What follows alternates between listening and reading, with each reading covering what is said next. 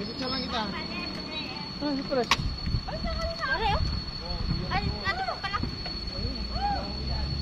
Ay siya, yun na nga, narito tayo sa may Gumaka, Quezon. Yan, kalalampas lang natin dito at papupunta na tayo sa Bitukang Manok. So makikita nyo yung daan dito, napakasarap pagmasdan ng daan. Yan ang lagi naming hinahanap. Siyempre ako, lagi kong hinahanap yan pag merong mga malalayong ride. Yan, so galing kaming Bicol and pauwi na kami ng Batangas. At makikita nyo yung daan na yan, napakaganda. Nung papunta kami ng Bicol ay hindi namin yan nakita kasi gabi kami umalis ng Batangas. So ngayon pa lang namin makikita. At yan, papasok na tayo sa Bitukang Manok. Ayan, at samahan nyo ako ating lakbayin itong daan na to na tinatawag na Bitukang Manok. Ayan, Old Sigsag kung tawagin. So samahan nyo ako. And kasama natin ang mga officer and BOD ng Philippine Charity Riders Alliance. So meron kami ng charity event sa Naga at meron kami ng 6-year anniversary ng aming alliance. So mga officer and BOD, nagpunta kami ng Bicol. So kung makikita nyo yung daan na yan, medyo sumama na yung daan. May mga lubak-lubak ng daan dito. Not like before na pumunta kami ng Bicol na okay naman yung daan. So, pero ingat-ingat lang tayo palagi kasi marami diyang mga buhangin or yung mga batong maliliit. So, pwede mag-cause yun ng pagsemplang ng motor. Ayan, kaya dahan-dahan lang tayo pag tayo ay or pag kayo ay dumaan dito sa Bitukang Manok. So, makikita nyo, yan, paakit na kami. And napakasarap pagmasdan ng kapaligiran pag ganyan yung makikita nyo sa isang ride na sasamahan nyo o kung may ride kayong mga tropa, mga club, yan, napakasarap pagmasdan, nakaka-relax, nakakawala ng stress, ika nga. So napakasarap tingnan.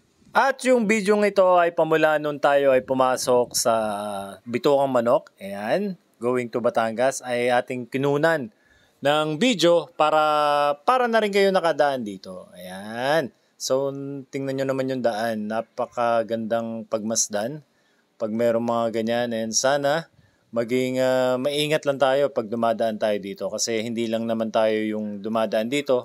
And marami ring mga sasakyan na dumadaan dito sa Bitukang Manok. So, usually mga 4 wheels. Pero yung mga truck ay pinagbabawalan dumaan dito kasi napaka-delikado na at matatarik yung dadaan dito. So yung makikita nyo, medyo pangit ang daan doon and medyo lubak-lubak na doon. At hindi nawawala yung mga buhangin, pati yung mga maliliit na bato. So mag-iingat-ingat tayong lahat palagi pag dumadaan dito. And syempre yung aming spearhead, si President Joyce ng PCRA. Ayan, ang aming laging gabay sa lahat ng mga ride na pupuntahan. Alright, so nasa unahan natin si President Mark ng MRWC Batangas Chapter.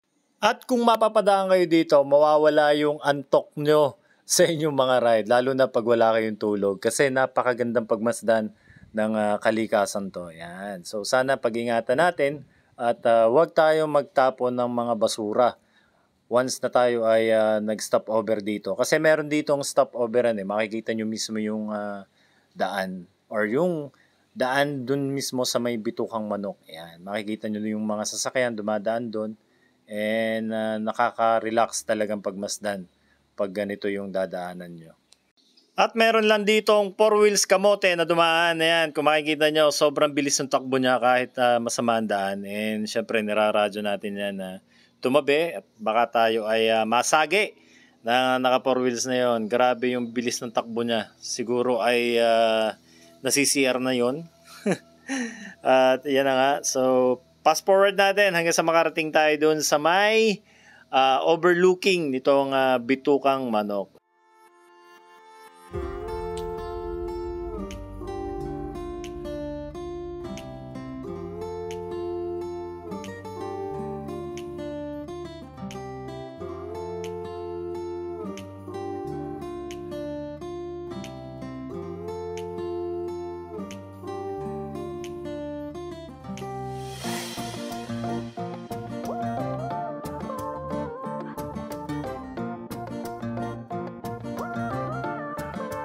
Ay siya, nakarating na nga kami din sa overlooking nitong bitukang manok. Ayan, so paparada lang kami dito saglit.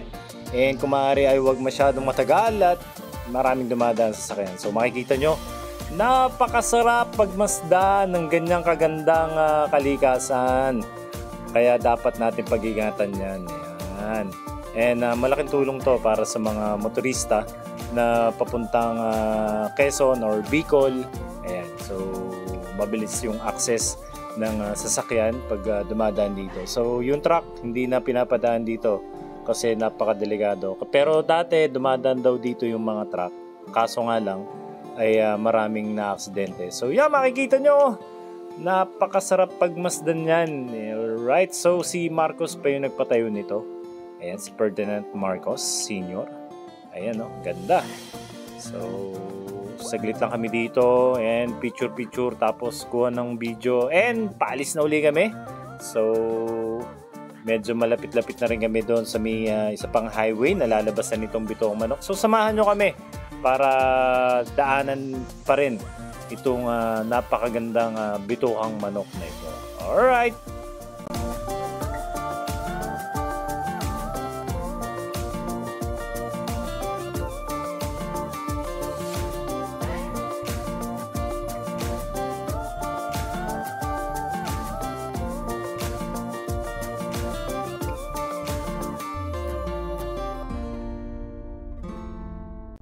At yun na nga, malapit na kami mag-exit dito sa Bitukang Manok. So napakasarap pagmasdan, napakasarap dumaan dito.